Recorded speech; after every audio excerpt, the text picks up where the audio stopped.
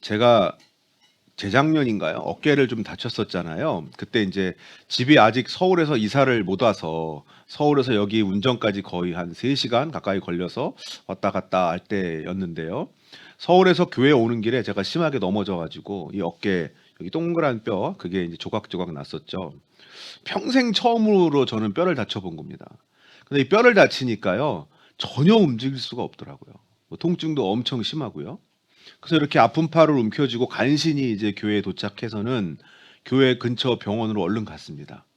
사진을 찍어 보니까 이제 뼈가 이제 많이 깨졌다고 빨리 큰 병원으로 가야 된다고 하더라고요. 그래서 근데 제가 그날 차도 안 가지고 온 날이었고 또 팔 때문에 제가 대중교통을 이용할 수도 없고 그래서 어쩔 수 없이 저 멀리 있는 용인에 있는 동생 우리 정진원 집사님에게 SOS를 쳤어요. 좀 와달라고 부탁을 했어요. 그런데 이제 정진원 집사님을 기다리는 동안 저는 참 많은 일을 했습니다. 그날 잡혀 있었던 미팅 일정도 하나 소화하고 또 2층 식당에 가서 밥도 먹었어요. 그리고 이제 한동안 또 이 교회를 못 올 것 같아서 교회 정리도 했습니다. 분명히 제가 아까 어깨를 조금 더 움직일 수가 없을 정도로 통증이 심했다고 했었잖아요. 그런데 어떻게 그렇게 움직이고 밥도 먹고 그랬을까요? 실은 갔던 병원에서 이제 팔을 몸에다 이렇게 붙들어서 고정시켜 주시고 또 진통제를 하나 놔 주셨어요. 그랬더니 신기하게도 그 싹 통증이 사라지더라고요. 그래서 그날 일정도 좀 소화하고 비록 한 팔로였지만 왼팔로였지만 밥도 먹고 할 수 있었던 거죠. 진통제 안 맞았으면 당연히 손가락 하나도 까딱 못하고 저기 하원이 있는 저 방에서 아마 가만히 누워서 기다려야만 했을 거예요. 진통제를 맞아 보셨던 적이 있는 분들은 아실 겁니다. 참 신기하죠? 그렇게 아프던 통증이 사라지니까요. 견딜 수 있게 해주잖아요. 우리 삶에도 참 많은 아픔들이 있습니다. 참 많은 고민거리와 또 많은 어려움들이 있습니다. 그래서 우리 삶에도 진통제가 필요합니다. 견딜 수 있게, 계속 움직일 수 있게 진통제가 필요해요. 제가 오늘 여러분에게 아주 잘 듣는 진통제 하나를 소개해 드리겠습니다. 약장수가 된 것 같아요, 지금.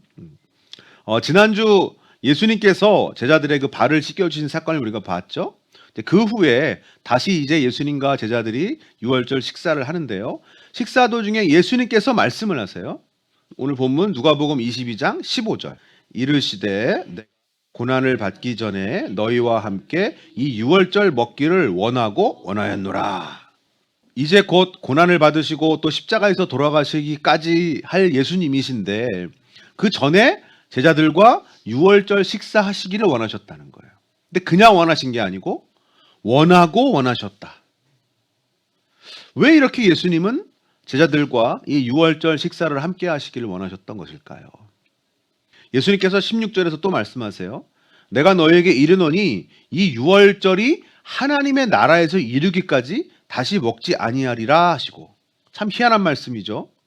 유월절 지금 이 명절 절기가 하나님의 나라에서 이루어지기까지는 다시는 제자들하고 이 유월절 식사를 하지 않으시겠다는 거예요. 그런데 이와 비슷한 말씀을 18절에서 한 번 더 하세요. 내가 너에게 이르노니 내가 이제부터 하나님의 나라가 임할 때까지 포도나무에서 난 것을 다시 마시지 아니하리라 하시고, 이 유월절 식사할 때는요 함께 포도주를 함께 나누는데요. 그 당시 때 하나님의 나라가 다시 임할 때까지, 하나님의 나라가 임할 때까지 포도나무에서 난 것, 즉 포도주를 다시는 마시지 않으시겠다는 거예요. 예수님의 이 말씀이 대체 무슨 뜻일까요? 예수님 이 말씀에는요 여러 가지 복합적인 의미가 담겨 있습니다. 첫째는 지금 예수님께서 이제 며칠 뒤에 십자가에서 돌아가실 것이고 또 3일 만에 부활하신 다음에 하늘로 올라가실 것이잖아요. 그래서 당연히 오늘의 이 유월절 식사가 마지막 유월절 식사인 거죠. 그래서 우리가 이 식사를 뭐라고 부르죠 보통? 최후의 만찬이다. 여러분 그림도 많이 보셨죠? 다시는 예수님께서 제자들과 이 유월절 식사를 함께 하실 수 없을 것이기 때문에, 그래서 15절에서 하신 말씀처럼 그렇게 제자들과 이 마지막 식사를 하시고 싶어 하신 거예요. 두 번째 영적인 의미가 있습니다. 이 유월절 의식은 구약 시대의 관습이에요. 이제 구약 시대의 관습인 이 유월절 의식이 폐지되고 성만찬으로 확대된다는 거예요. 성찬으로. 예수님께서는 이날 유월절 의식으로서의 이 식사를 제자들하고 함께 하시기 위해서 이곳에 계셨지만 이날로 인해서 이제 유월절 의식이 폐지된 거예요. 그리고 우리들이 지금까지도 행하고 있는 그 성만찬, 성찬으로 변화되고 확대되는 날입니다. 그러니까 유월절 만찬으로서의 포도주와 떡은 더 이상 드시지 않겠다는 의미가 되는 거죠. 마지막 세 번째 의미도 있어요. 예수님께서 다시 포도주와 떡을 드시지 않겠다 하시면서 조건이 있었죠. 뭐였나요? 16절에서는 유월절이 하나님의 나라에서 이루어지기까지. 또 18절에서는요. 하나님의 나라가 임할 때까지 안 드시겠다. 그러면 이 두 구절을 볼 때 유월절이 하나님의 나라에서 이루어지는 때 그리고 하나님의 나라가 임하는 때가 같은 때라는 말씀이죠. 이 때가 언제인가요? 부활절? 하나님의 나라가 임하는 때. 그러니까 예수님께서 다시 이 땅에 오시는 재림의 때입니다. 그때까지는 다시는 제 아들과 포도주와 떡을 드시지 않겠다는 거예요. 식사하지 않으시겠다는 거예요. 자, 그러면 예수님께서 다시 오실 것인데 그 다시 오시는 그때는 함께 드시겠다는 거예요? 안 드시겠다는 거예요? 그렇죠. 드시겠다는 거죠. 예수님께서 다시 이 땅에 오시는 그날, 하나님의 나라가 이 땅에 임하는 그날에 예수님께서 제자들과 함께 다시 식사를 하시겠다는 거예요. 이 식사 자리를 요한계시록 19장 9절에서는 어린 양의 혼인 잔치라고 합니다. 그냥 쉽게 이야기하면 천국 잔치예요. 주님 다시 오시는 그날 천국 잔치가 열릴 거예요. 할렐루야. 그때 제자들은 다시 예수님과 함께 그 천국의 만찬을 누릴 겁니다. 내가 하나님의 나라가 임할 때까지는 다시 먹지도 않고 마시지도 않겠다. 여러분, 여기서 어디가 강조점이에요? 먹지도 마시지도 않겠다는 것을 강조하신 거예요? 아니면 하나님의 나라가 임할 때까지를 강조하신 거예요? 하나님의 나라가 임할 때까지를 강조하시는 말씀이죠. 제가요, 이 말씀을 하나님의 나라가 임할 때까지 다시는 난 먹지도 마시지도 않겠다 너희들과, 이 말씀을 제가 며칠 동안 묵상을 하는데 갑자기 제가 이런 생각이 탁 들면서 눈물이 핑 돌았어요. 이 말씀이 제 아들에게 이렇게 말씀하시는 것 같았어요. 저는 우리 다시 하나님의 나라에서 만나서 잔치를 즐기자. 사랑하는 제 아들아, 우리 천국에서 다시 만나자. 여러분, 예수님께서 떠나시고 나서 나중에 제 아들이 이 말씀의 의미를 깨달았을 때 어땠을까요? 얼마나 예수님이 보고 싶었을까요? 예수님과 함께 다시 나눌 그 천국의 만찬, 천국 잔치를 얼마나 기다렸을까요? 누가복음 여러분 누가 기록했습니까? 누가복음을 누가 기록했어요? 누가가 기록했죠, 그죠? 사도행전과 함께 누가가 기록했다고 보는 게 보통의 정설이에요. 이 누가복음을 기록한 시기가 그럼 언제냐, 이것에 대해서 뭐 조금씩 주장이 다르긴 합니다. 하지만 대략 AD 60년 전후에 기록했을 것으로 봐요. 이때가 언제냐? 누가가 바울과 함께 전도 여행을 다니던 시기예요. 그렇다면 누가도 바울과 함께 얼마나 많은 고난과 박해를 겪었겠어요? 그런데 그 와중에도 누가복음을 기록한 거죠. 누가가 오늘 본문 이 부분을 기록하면서 어떤 마음으로 기록했을까요? 제가 누가가 한번 대봤어요. 예수님과 다시 만나서 나눌 그 만찬, 그때를 기다리는 마음으로 다시 한번 힘을 내보지 않았을까요? 누가복음 1장 3절 말씀, 그 모든 일을 근원부터 자세히 미루어 살핀 나도 데오빌로 각하에게 차례대로 써 보내는 것이 좋은 줄 알았노니. 누가복음은 누가가 데오빌로라는 사람에게 써 보낸 거래요. 데오빌로가 누구냐? 이것에 대해서도 데오빌로라는 이름이 하나님을 사랑하는 사람 이런 뜻이거든요. 그래서 이게 특정 인물이라기보다는 그냥 당시에 그리스도인들에게 쓴 글이다 이렇게 주장하는 학자들도 많습니다. 하지만 실제로 데오빌로라는 사람에게 쓴 것으로 봐요. 아마도 이 데오빌로라는 사람은 당시 로마의 상류층 사람으로서 기독교로 개종을 한 걸로 보입니다. 그런데 아직은 예수님에 대해서 잘 모르기 때문에 그런 것 같아서 누가가 이 누가복음을 써서 그 사람에게 보내준 거죠. 하지만 누가가 누가복음을 딱 그 데오빌로 한 사람만을 위해 쓴 건 아닙니다. 당시에 그 일반 성도들까지도 염두에 두고 쓴 걸로 보입니다. 당시의 성도들은 로마 정부와 또 동족인 유대인들로부터 이중의 탄압을 받고 있었어요. 그렇다면 이 글을 읽는 성도들 역시도 제자들과 마찬가지로 예수님과 즐길 그 천국 잔치, 그 잔치를 사모하는 마음으로 견디지 않았겠습니까? 그런데 여러분, 제자들만이 아닙니다. 당시의 성도들만이 아닙니다. 지금 이 본문을 읽고 있는 지금의 성도들, 바로 우리들도 언젠가 우리 주님 다시 오시는 그날, 그 천국 잔치에 함께 참여할 거예요. 그리고 사랑하는 우리 예수님과 함께 기쁨의 만찬을 즐길 겁니다. 아멘. 할렐루야. 나의 가는 이 길 끝에서 나는 주님을 보리라. 영광의 내 주님 나를 맞아 주시리. 여러분, 이것이 우리에게 힘이에요.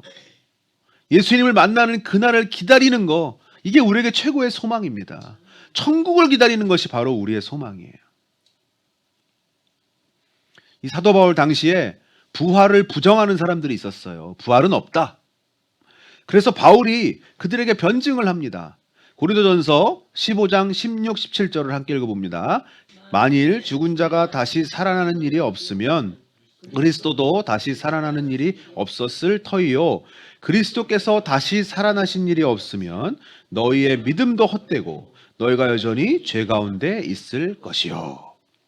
만일 죽은 자가 다시 살아나는 일이 없다면, 즉 부활이 없다면 당연히 예수님께서도 살아나가신 것이 아닐 것이고, 그러면 그리스도인들의 믿음이 다 헛된 것이 된다는 거예요.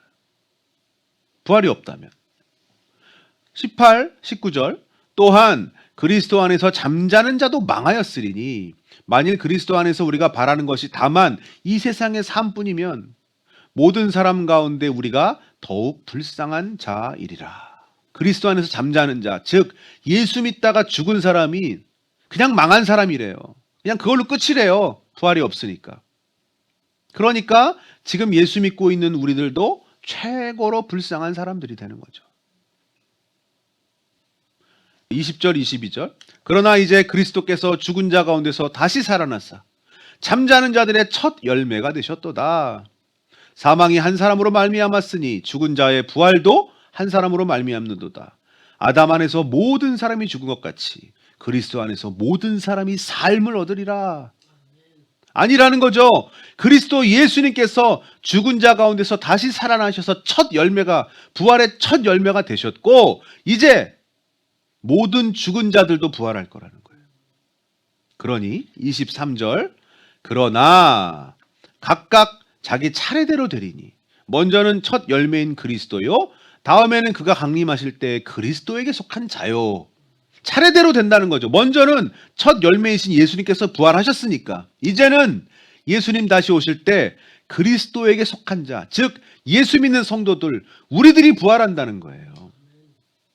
그러면요, 부활한 다음은 어떻게 되죠? 그 다음은요, 그 다음은 천국잔치죠.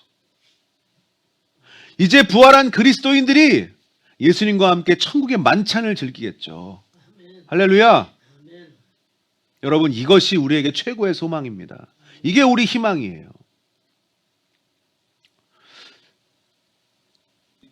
돌아가신 저희 외할머니께서는 정말 믿음의 사람이셨어요. 이 병으로 몸의 반쪽을 잘 못 쓰시는 그런 불편한 상황 속에서도 돌아가실 때까지도 기도의 끈을 놓지 않으셨던 분이에요. 제가 목사가 되고 나서 참 후회를 많이 했습니다. 아, 내가 그때 목사였다면, 아니면 적어도 그때 내가 날라리 신자만 아니었다면 할머님을 자주 찾아가서 같이 예배 드렸을 텐데, 예배 많이 드렸을 텐데. 이 할머니께서 예배 드리시는 것을 너무 좋아하셨다고 했거든요. 그런데 어느 날 하나님께서 저에게 그런 생각이 들게 해주셨어요. 아, 기회가 없지 않구나. 내가 천국 가면 할머니 모시고 실컷 같이 예배 드려야겠다. 저는 천국 가면 할머님이 꼭 보고 싶어요. 같이 예배 드리고 같이 만찬도 즐길 겁니다. 보고 싶은 사람 저 많거든요. 돌아가신 저희 아버지도 뵙고 싶고, 사고로 먼저 간 제 친구도 꼭 만나보고 싶습니다. 가면 꼭 같이 저는 천국의 만찬을 즐길 겁니다. 여러분 누가 보고 싶으세요? 만나고 싶은 사람 없으세요? 우리 모두 반갑게 다시 만날 겁니다. 아멘. 어느 책에 보니까 그 책을 쓰신 목사님이 지금까지 들었던 칭찬 중에서 가장 최고의 칭찬이 이거였대요. 목사님, 저는 천국에서 목사님 옆집에 살고 싶습니다. 이게 최고의 칭찬이셨대요. 여러분, 천국 가셔서 저 모른 척 하지 말아주세요. 천국에도 뭐 각자의 집이 있는지는 모르겠습니다만 있다면 저희 집에 꼭 놀러 오십시오. 제가 맛있는 거 해드리겠습니다. 저는 우리 사랑하는 성도님들 옆집에 꼭 살고 싶어요. 여러분, 천국이 소망입니다. 천국을 기다리는 그 기다림이 바로 우리의 소망입니다. 그런데 사실 그걸 모르지 않는데, 천국이 우리 최고 소망이라는 거 우리가 아는데 왜 우리는 이 천국에 대한 그 소망만 가지고 즐겁게 살지 못할까요? 왜 천국을 기다리는 마음으로 그렇게 평안하게 살지를 못할까요? 딜레이 디스카운팅이라는 아주 유명한 연구가 있는데요. 당신은 지금 10만 원을 받으시겠습니까? 아니면 한 달 뒤에 20만 원을 받으시겠습니까? 이렇게 질문을 하면 많은 사람들이 지금 10만 원 받는 것을 선택한다는 거예요. 왜냐하면 사람들에게는 지금 현재보다 그 미래의 것에 대해서는 그 가치를 낮게 평가하기 때문이래요. 분명히 10만 원보다 20만 원이 더 큰 돈이지만 미래의 20만 원은 지금의 10만 원보다 덜 가치 있게 느낀다는 거예요. 이런 현상이 우리 삶에서도 많이 일어납니다. 중독이 그래요, 중독. 내가 지금 마약을 참으면, 끊으면 미래의 나의 삶이 더 좋게 변화될 것을 알죠? 하지만 지금 당장은 그 마약에 대한 욕구보다 미래의 마약을 끊었을 때의 건강한 몸에 대한 욕구가 더 작게 느껴지는 거예요. 다이어트도 그래요.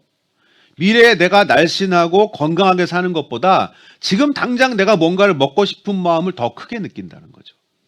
그래서 이렇게 일단 먹어요. 그리고는 다이어트는 내일부터 하자. 이렇게 되는 거죠.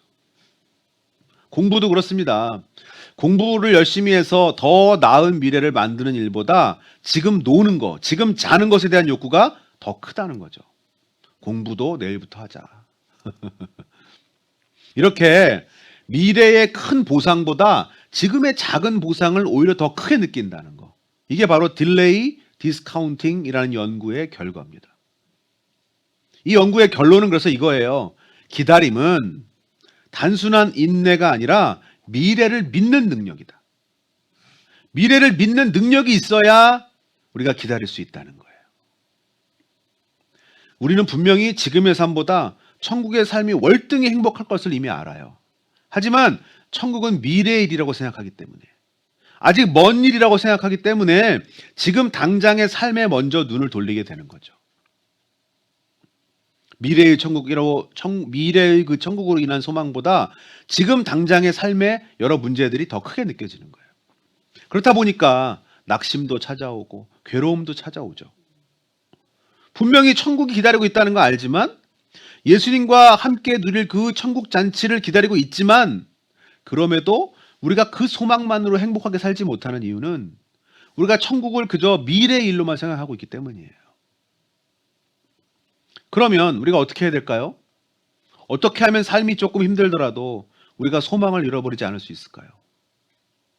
어떻게 하면 내가 좀 일이 잘 안 풀리는 것 같아도 천국을 기다리면서, 천국 잔치를 기다리면서 내 마음의 평안을 좀 지킬 수 있을까요? 이 기다림에 대한 또 다른 연구가 하나 있는데요.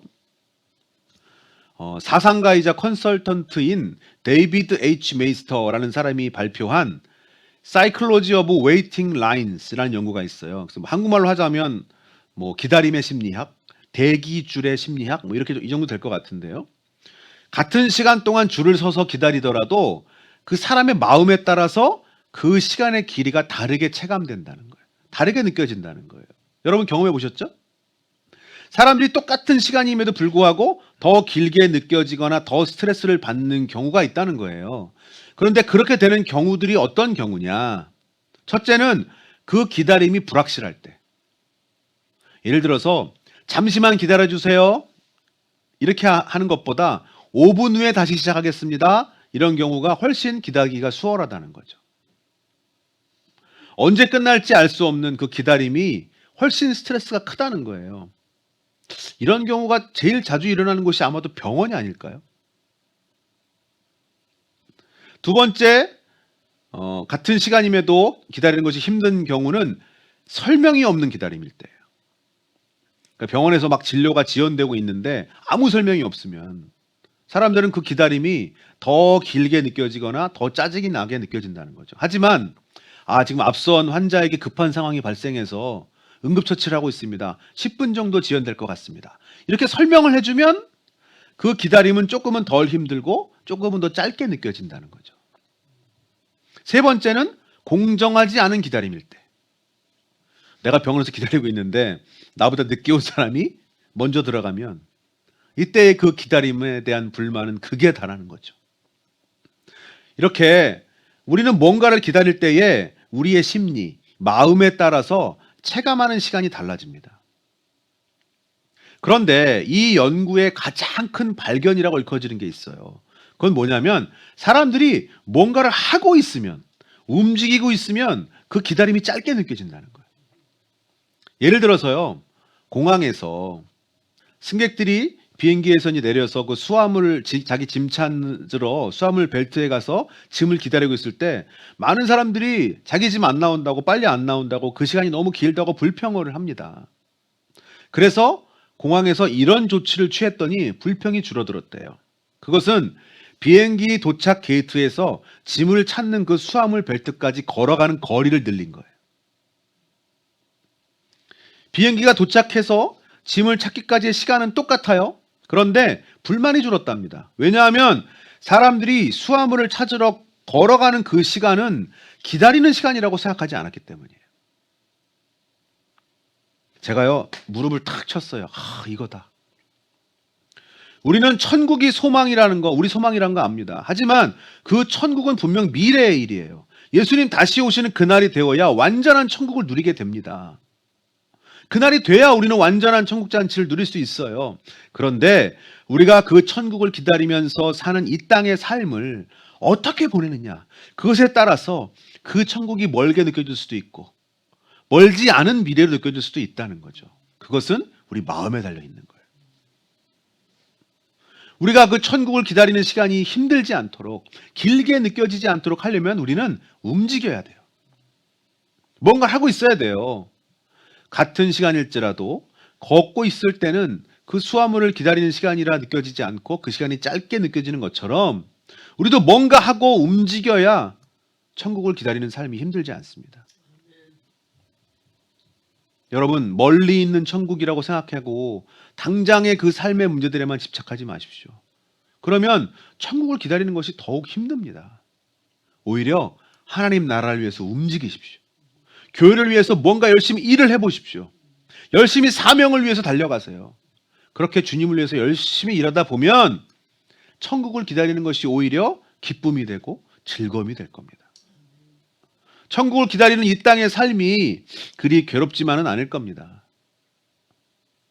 이 땅의 삶에서도 평안을 유지할 수 있을 것이고 더 나아가서는 이 땅에서부터 천국의 삶을 사실 수 있을 거예요. 아멘. 매년 겨울이면 특히 크리스마스 시즌이 되면 여기저기서 많이 볼 수 있는 식물이 하나 있어요. 바로 포인세티아라고 하는 식물입니다. 많이 보셨죠? 빨간색 저 꽃이 아주 강렬하게 눈을 사로잡습니다. 그런데 사실 이것은 꽃이 아니고 잎이 빨갛게 변한 거예요. 보이시나요? 저 가운데 노랗게 점처럼 보이는 거, 조그만 거, 그게 꽃이에요. 그런데 재밌는 사실이 있습니다. 이 포인세티아는요, 어두움이 길어야 더 빨갛게 된다는 거예요.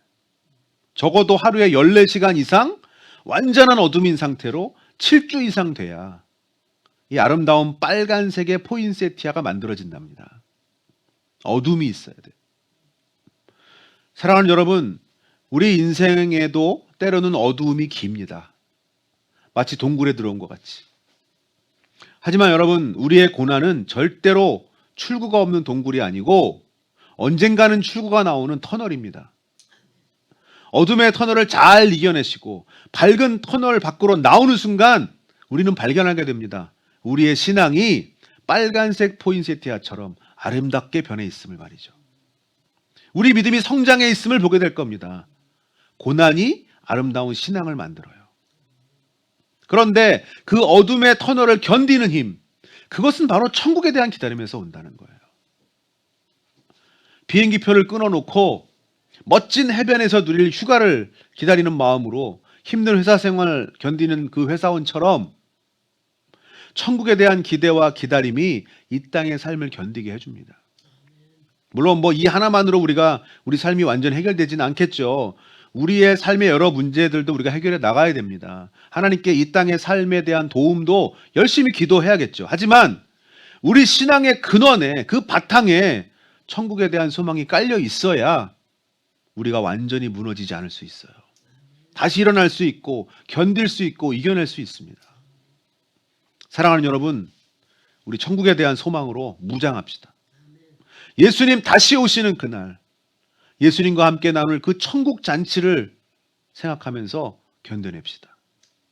다시 만날 사랑하는 사람들을 생각하면서 우리 한번 미소 짓죠. 그 행복하고 멋진 천국의 삶으로 가는 그 티켓을 우리는 이미 손에 쥐고 있어요.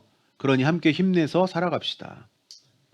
사랑하는 성도 여러분, 모두 화이팅입니다. 기도하겠습니다.